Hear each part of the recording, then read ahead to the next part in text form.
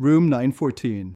That's where the champagne glasses clinked, the ties were loosened, and something I can never forget began unraveling behind a hotel door that was never meant to be opened. The gala had ended 2 hours earlier. The ballroom had slowly emptied out, leaving behind a buzz of flirtation and unbuttoned colors. Faint music still echoed through the gold-trimmed hallways, and security was down to one tired guy yawning by the elevators. I was upstairs, 5 doors down from our room, kneeling on the carpet and desperately fishing for my phone in a jacket I shouldn't have been wearing. I wasn't supposed to be alone. Haley had asked me to grab her charger from the room. She said she'd meet me in a few minutes, just wrapping up a quick conversation with Fletcher about next quarter's metrics. I didn't even know what that meant, but I nodded like a loyal dog and walked away. Room 914 was quiet when I returned. Dark. I was sure I'd left the lights on. My first thought was maybe housekeeping had been there, or someone had switched our room. But then I heard it. A voice. Not loud, not moaning, just low. A man's voice, calm and confident. And then her laugh. Her laugh. I'd recognize that sound if the whole world went silent. It wasn't her breakfast table laugh. It was a version of her I hadn't seen in months, maybe years, breaking right through the walls I'd been patching up with denial and cheap wine. I didn't knock. I didn't burst in. I just listened. I gave myself 30 seconds. 30 seconds to stand there, my heart pounding in my ears, mouth dry, knowing something irreversible was unfolding just 5 feet away. Her voice slipped through the crack under the door. Flirtatious. Unapologetic. She sounded so alive, and I had turned to stone. Then footsteps, moving closer. Quick. I panicked, backing away and hiding near the ice machine down the hall. The door opened. Haley stepped out, her hair messy, phone in hand, adjusting her dress like she'd just changed. She didn't see me at first. Not until I stepped out of the shadows and said her name. Her whole body jerked as if she'd seen a ghost. She dropped her phone. Ellis. I thought you were still downstairs, she stammered. I didn't ask any questions. I just looked at her. And then she did the one thing I never expected. She reached for me. Tears welled in her eyes, her lips moving silently. She reached out like I was something she had just remembered she wanted. And I leaned in close, so only she could hear. Not after that. Her hand froze in midair. I didn't wait for excuses. I didn't want some explanation dressed up as regret. I turned and walked away, down the stairs, out of the hotel, out of whatever spell I'd been under for far too long. I still don't know if she stayed in that hallway crying or went back inside and closed the door. All I know is that room 914 stayed quiet behind me, but everything inside me was screaming. I didn't go home. I didn't even think about it. I just wandered into the hotel lobby like a ghost, unsure where my feet were taking me. The room was still full of laughter and clinking glasses. People were too caught up in their own self-importance to notice a man completely unraveling right in front of them. Somehow, that was comforting. I stood near the bar, ordered a soda water with lime just to blend in. I stared at the marble floor, trying to keep my hands from shaking. People passed by, nodding and smiling. Some guy from Haley's department, Micah, I think, clapped me on the back. Killer turnout tonight, huh? I just nodded. Words wouldn't come. I could still hear her voice from that hallway. I could still smell her perfume mixed with someone else's cologne. It made my throat burn. I didn't want to imagine what had happened behind that door, but my mind was already filling in the blanks, stitching together a scene I was never meant to witness.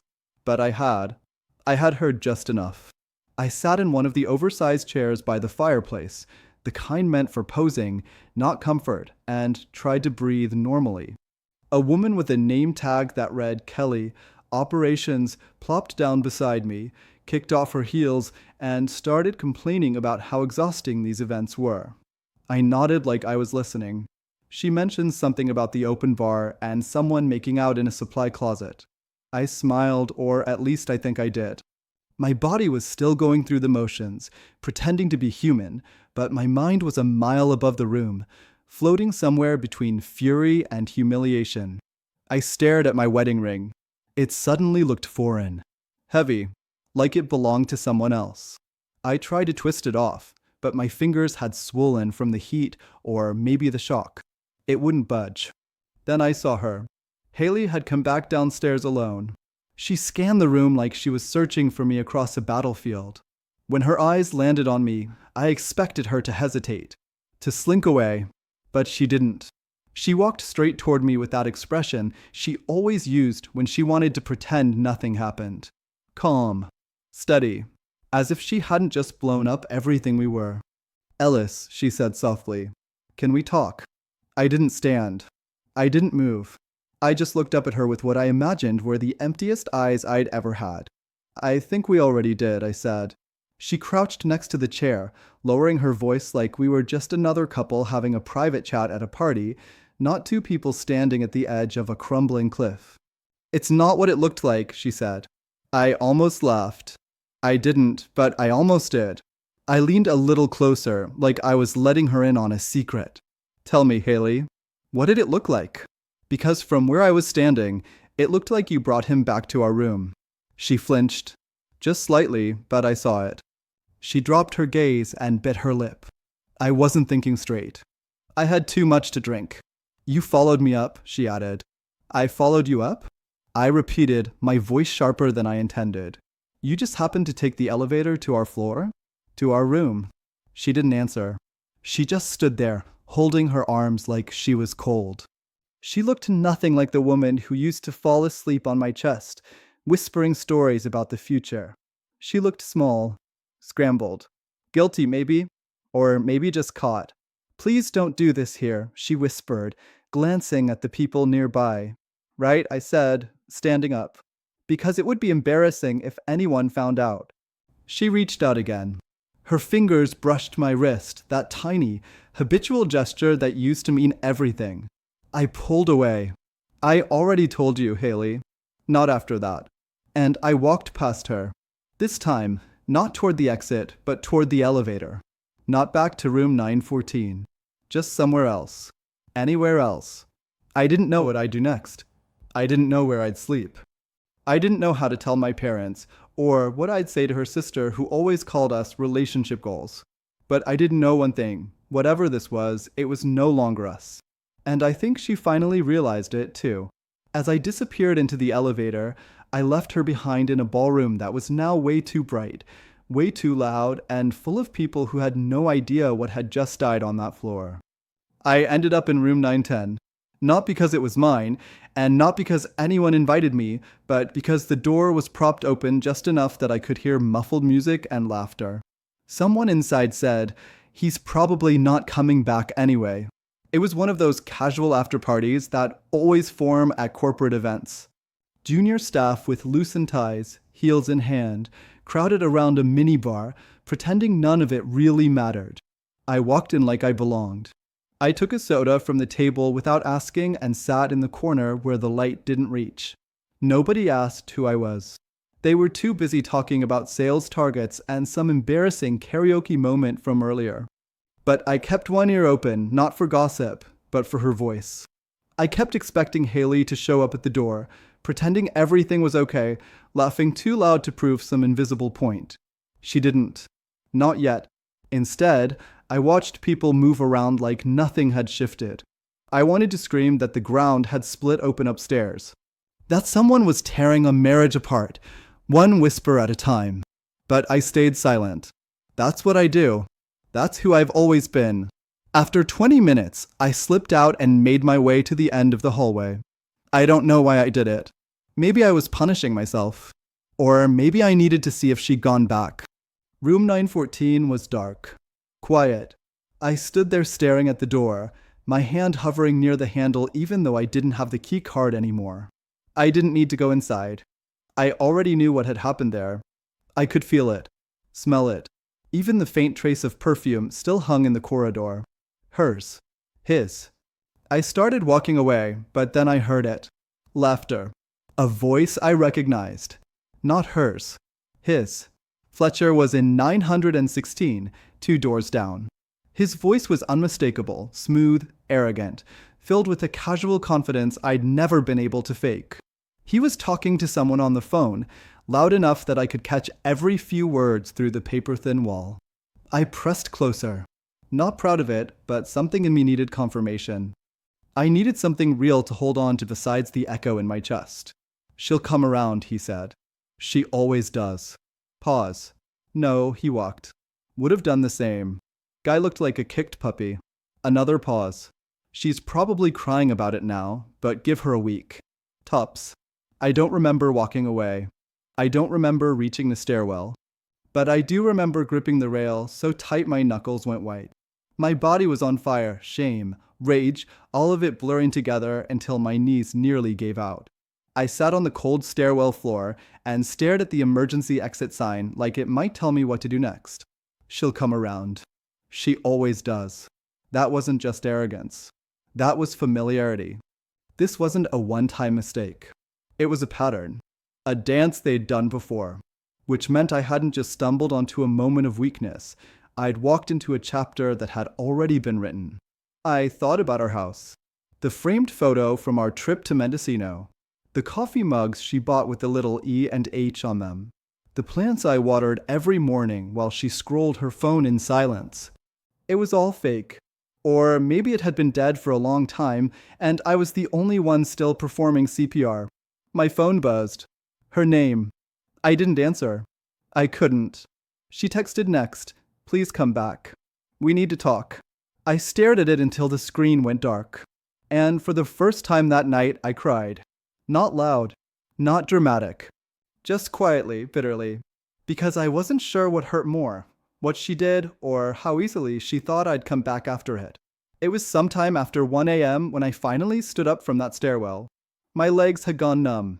My shirt clung to my back with stale sweat. My tie still hung around my neck like some stupid symbol of who I thought I was supposed to be, but now it felt more like a leash I hadn't noticed tightening until now.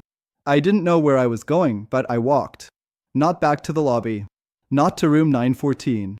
I walked out through the service exit, past 2 hotel workers on a smoke break who didn't even look up. Into the parking garage. I found a quiet spot between 2 pillars and sat on the cold cement floor like a man trying to disappear. My phone buzzed again. "Ellis, please. I need to explain. Just come upstairs." 5 minutes later, another message. "I'm in the room alone. I swear. Please just talk to me." Then a third. It wasn't what it looked like. That line broke something in me. Because if there's one thing I knew, it was exactly what it looked like. And she knew it too. But she was still trying to put a coat of paint on it, make it sound like I'd misinterpreted her welcoming another man into our room, into our marriage, into whatever was left of my dignity. I went back in. Not because I believed her, I didn't, but because I needed to look her in the eyes and see how far she'd go to lie to me. I needed to understand just how much of our life she was willing to burn down and still try to convince me the house was standing. I swiped my card at the front desk, told them I was locked out. They gave me a spare key with barely a glance. When I opened the door to 914, she was sitting at the edge of the bed, barefoot, hair down, eyes red from crying or pretending to cry. I couldn't tell anymore. The room smelled like stale wine and a mistake that couldn't be taken back. She stood up fast when she saw me. "Ellis, thank God." I held up a hand. "Don't. Just sit down." She hesitated. "Sit down." She obeyed. For a second, there was silence, the kind that's thick with everything you will never be able to unsay. "I need you to be honest," I said. "You owe me at least that." She nodded. She was darting like a child caught in a lie. "It didn't go as far as you think." "Did he touch you?" I asked. "Yes," she said quickly, then added, "but was it the first time?" She paused, and that pause screamed louder than any confession. My breath caught. I stared at her like I didn't know who she was. And maybe I didn't. Maybe the woman I married was already long gone, and this was just her replacement, rehearsing lines she didn't believe in anymore. "I made a mistake," she said. "It got out of hand. He's been persistent." I didn't know how to shut it down. And tonight I'd had too much to drink. I wasn't thinking straight. He followed me up here. I didn't plan it. "Haley, you brought him here," I interrupted. "This room. You brought him to our room. And you expect me to believe you didn't plan anything?" It wasn't like that. Then what was it like, Haley?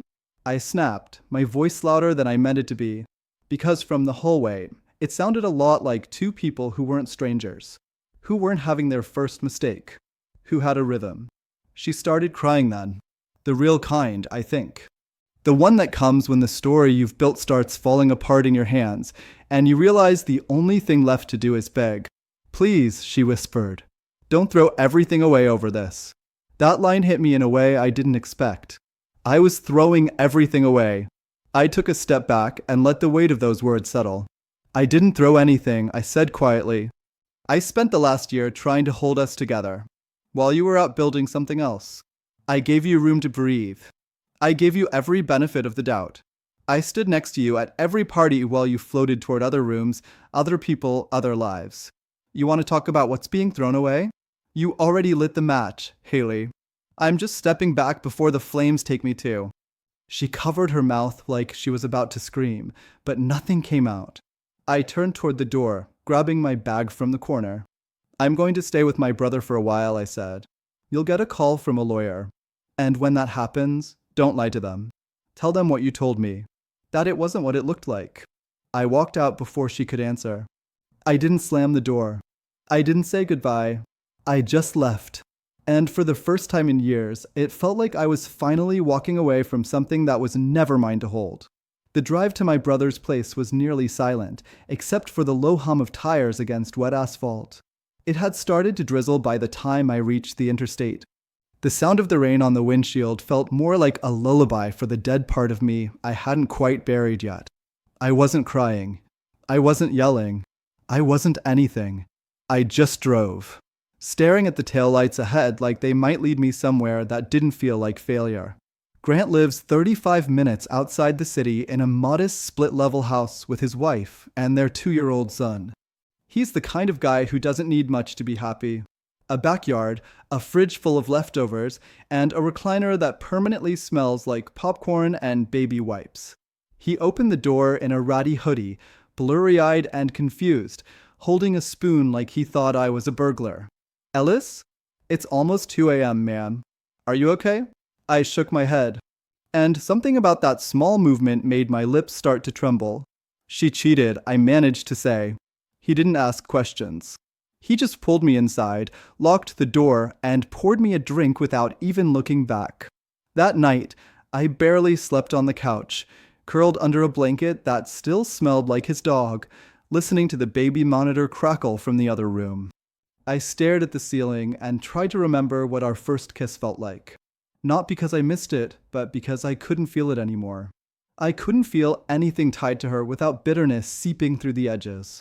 By morning, I had 9 unread texts from Haley and 2 missed calls. I didn't open them.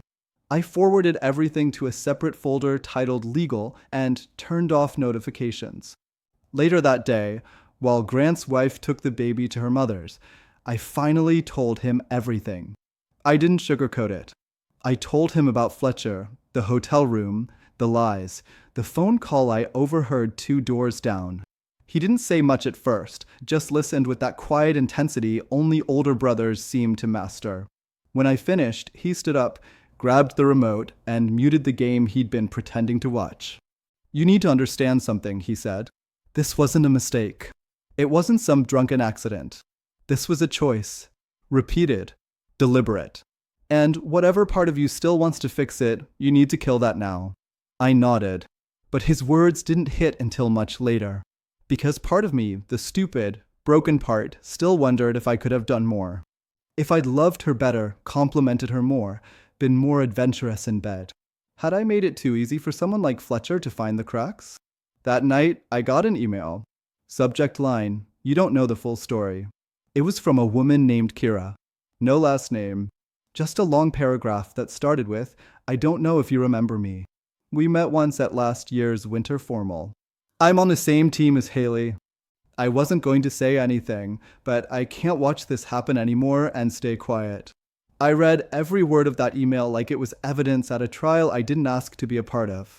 She went on to describe how Fletcher and Haley had been flirty since before she even joined the firm. How they'd left conferences together. How everyone noticed, even joked about it behind their backs. But no one ever confronted it because, and this part stuck with me, she always looked like she got away with things. I sat back in my chair and let that sentence settle in my gut like acid. Got away with things. Had I enabled that? Had I spent years building her a runway with my silence and support so she could take off into someone else's arms? I replied to Kira only once. Thank you for telling me the truth. I wish it had come sooner. And I meant it. Later that evening, Grant and I sat in the backyard with beers in hand, watching the sun bleed out behind the trees. He asked what I was going to do next. I didn't answer immediately. Eventually, I said, I think I need to start by remembering who I was before her. And even saying that out loud felt like something inside me had finally shifted. Because maybe I'd been so wrapped up in saving the marriage and proving I was enough, that I forgot I already was before she ever learned how to weaponize my patience. But I also knew something else. Haley wasn't done. She'd come back. She'd spin her own version. She'd try to write her way back into the story. And I had no idea how far she was willing to go to erase what really happened. 3 days passed without a word from me. But Haley didn't stop. She shifted tactics. Her texts changed tone from desperate to measured, then from pleading to composed. And then suddenly, as if coached, her messages read more like a script. Clean, controlled, sanitized. She wanted to meet, just to talk. She said she wanted to understand how I was feeling. Said she wasn't ready to give up on us. That last one almost made me laugh out loud. Give up, as if it was still hers to hold on to. As if she hadn't already handed it over in a hotel room that reeked of betrayal. Then on Thursday, I got a call from my mom. Not unusual, but the second I answered, I could tell something was off. Her voice was tight, nervous. She danced around the topic for a full minute before she finally said, I saw Haley today at the market. I froze. What? She came up to me, Ellis. Said she was trying to respect your space, but that she's worried. She said you've been staying with Grant and that she hasn't been able to reach you. That she's sorry. I didn't say anything. I couldn't. My mind was already racing, trying to figure out what her angle was. She cried, Ellis, my mom said. Said it was a misunderstanding, that she needs a chance to explain. I told her it wasn't my place, but, well, she seemed really broken. I swallowed hard. She wasn't crying when she opened that hotel door. There was a long pause on the line. Then my mom whispered, Is it true? Yes. I could hear the wind shift on her end. Her breath caught. My mother has always loved Haley, defended her, treated her like a second daughter. So much so that I think in some twisted way, Haley counted on that. Knew how to weaponize the image she'd spent years crafting. It wasn't just me she betrayed. It was the whole illusion. Later that afternoon, I found out she'd also texted Grant's wife, Rowan. Told her she'd been ambushed at the event. Claimed Fletcher had manipulated the situation, that I'd walked in during a heated conversation and made assumptions. She even said she'd been trying to end things that night, that she hadn't meant for it to go that far. She was rewriting the story. And she wasn't just telling it to strangers. She was planting it in the ears of people close to me, reshaping the edges, painting herself as confused, heartbroken, even loyal, if you can believe that. Like I'd walked out on her for something minor. But I wasn't shocked. Haley has always had a way of shifting blame without ever raising her voice. She never lies directly, just bends truth until it collapses. And what scared me most was that it worked. People listened. People nodded. That night, I decided to meet her. Not because I needed closure, but because I needed to see what version of herself she was bringing to the stage. We met in a neutral place, a small public park near the river. Early evening, barely anyone around. She wore a denim jacket over a dress I hadn't seen before, which somehow offended me. That she had the energy to shop, to pick something new to wear for this, like it was a date. She walked up like we were still something. Like I was just being moody, and all it would take was the right words to untangle the mess. Thanks for coming, she said gently. I said nothing. She looked tired, her eyes puffy, but there was something calculated beneath it, like she'd practiced this conversation in the mirror 100 times. I know things look bad, she began, but you walked in at the worst possible moment. I wasn't thinking clearly. I'd had drinks. I didn't want to hurt you. I finally spoke. Then why are you telling everyone you were ambushed? That he manipulated you? That I imagined things? Her face faltered just slightly. She blinked. I didn't mean it like that. I was trying to explain my side. No, I interrupted. You're trying to keep the version of you alive that everyone still likes. But that version doesn't exist anymore. She stepped forward. Ellis, please. We've been through worse. No, I said again. We've been through hard times. Not betrayal. Not this. I could see it then. Her frustration breaking through the softness. The guilt was gone. She'd switched again. You don't have to blow up everything over one mistake, she said, voice sharpening. People survive worse. You're not even trying. That's when I laughed. Not because it was funny, but because it was also painfully, stupidly familiar. The gaslighting, the rewriting, the attempt to frame my reaction as the problem instead of her actions. I tried, I said, for years. I tried when you stopped looking at me at dinner. I tried when you started locking your phone and sleeping on the far edge of the bed. I tried when you made me feel like a roommate. And still I stayed because I believed you were worth it. That we were worth it. I took a breath. But now I know better. She didn't cry. She didn't scream. She just stood there stunned, arms limp at her sides, as I turned my back and walked away. This time, for real. She didn't follow. And I didn't look back, because some stories don't deserve sequels. It was almost comical how quiet my life became after that conversation in the park. Not peaceful, not by a long shot, but eerily still. Like the world was holding its breath, waiting to see what I'd do next. Haley didn't reach out for 2 full days after I walked away. No texts, no calls, not even a passive-aggressive quote posted to her story. For someone who once messaged me from the hallway if I took too long at the grocery store, the silence was deafening. But I knew her too well to think it was surrender. It was strategy. The quiet before her next move. And she didn't disappoint. On the 3rd day, she sent an email. Subject line, please read. It's important. That phrase alone made my stomach tighten because Haley never sent emails. If it wasn't spoken or texted, it didn't happen. So I knew before even opening it that this was her last shot. Her final attempt to twist the story into something she could live with. I clicked. It wasn't a confession. Of course it wasn't. It was a document. A neatly crafted, bullet-pointed summary of our situation. No emotion, just the illusion of structure. She had organized it like a project recap. Outlining what happened, her perception, my reaction, and then, unbelievably, potential next steps. Under what happened, she wrote, an inappropriate but brief exchange occurred between myself and a colleague, which Ellis misinterpreted under emotionally heightened circumstances. Under her perception, I have been under significant workplace stress and unfortunately allowed blurred boundaries to form with someone I should have kept professional distance from. And under my reaction, Ellis made a unilateral decision to vacate our shared space and cut off communication without full discussion of the incident. Then came next steps, options. Like this was a business merger. Like we could just vote on which direction this whole disaster should go. Counseling, temporary separation with communication plan, mediation with trusted family support. I read it 3 times, unable to decide if I was more insulted or baffled. There was no mention of remorse, no raw acknowledgement. No, I broke your heart and shattered our trust, and I don't deserve your forgiveness. Just a PDF-style cover-up. She didn't want to fix us. She wanted to fix the optics. To manage the fallout like it was a crisis at her job, an HR incident to be contained and resolved before the Q3 review. And that's when it hit me. I had married a PR campaign. I didn't reply, but I printed the email and handed it to my lawyer. Because if she was drawing lines in legalese, I'd make sure the next line was the signature on our divorce papers. Later that week, I got a call from her sister, Brenna, someone who had always been more honest with me than Haley ever was.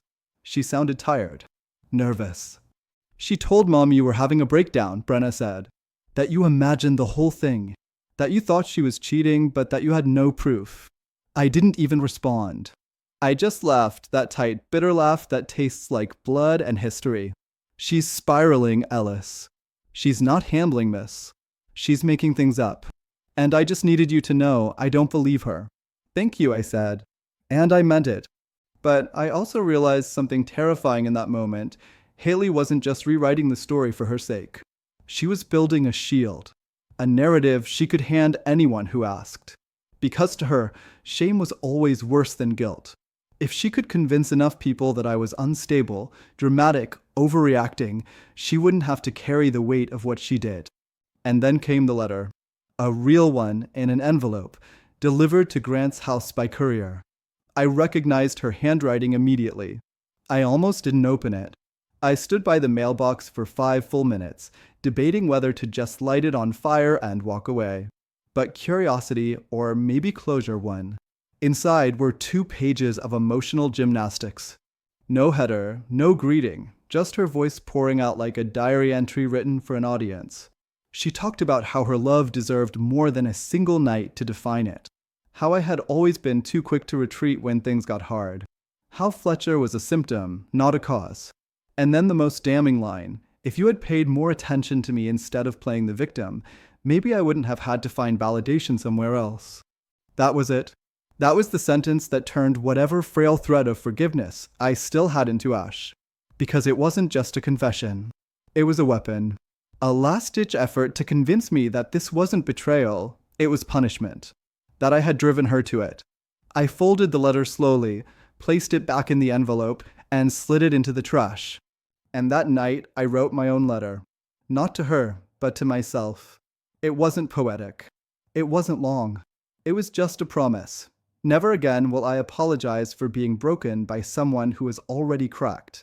Then I turned off my phone, closed the curtains, and for the first time in weeks, I slept like someone who had finally let go. The weeks that followed weren't magical. There was no grand epiphany, no soaring music, no see, everything happens for a reason. There was just silence. Strange, unrecognizable silence. And for a while, it was the hardest thing in the world. Waking up and not checking my phone. Not listening for her footsteps. Not feeling the weight of her presence in every room, every object, every routine I used to share with someone I thought I knew. The silence made me confront everything I'd ignored. And eventually, it made space for something I didn't expect. Peace. Not immediately. Not completely. But enough. The divorce was clean. Faster than I expected, actually. I think deep down, even Haley knew she couldn't rebuild what she'd burned down with a smirk and a spreadsheet. Once her attempts to rewrite the story collapsed under their own contradictions, she went quiet. The last time I saw her was outside the courthouse. She nodded at me like we were strangers passing on a train platform. And maybe that's all we ever really were. The real shift didn't come from leaving her. It came from rediscovering myself. I started doing things I hadn't done in years. Not dramatic things. I didn't run a marathon or go skydiving. But small, human things. I made my own breakfast again, and not just toast. I read real books, not just headlines. I walked without my phone. Watched sunsets without needing to take pictures of them. I even got a dog, a rescue mutt named Jasper with crooked ears and no sense of personal space. He sleeps beside me now, snoring like an old man. And for once, the sound doesn't make me feel alone. And then last month, something happened that I never would have predicted. I met someone. Her name's Marin. She's not flashy. Not someone who commands attention when she walks into a room.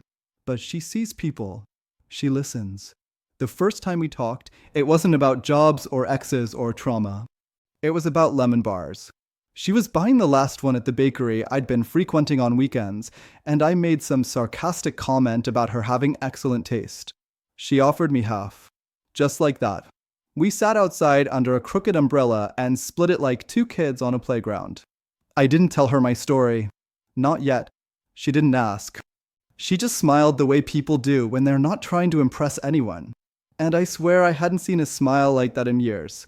We've gone on a few dates since then. Nothing too serious. No big declarations. But it feels easy. Honest. Like maybe this chapter won't be built on silence or suspicion. Like maybe love isn't supposed to feel like something you constantly have to rescue. I've learned that betrayal doesn't define you unless you let it. That people will lie, rewrite, manipulate. But truth has a way of waiting patiently. And when you're finally ready to stop surviving and start living, it's still there. Like a doorway you always knew existed but forgot how to find. So here I am, months later, in a home that's small but mine, with no lies under the floorboards and no unanswered questions in the dark. I'm still healing, still learning how to trust again, especially myself. But when I think back to that night, to her reaching for me on the dance floor, trying to reel me back into a story I didn't want to read anymore, I remember the words I whispered, not after that. And I'm proud of them. Because that night, for the first time in a long time, I finally chose me. And this time, I'm not letting go.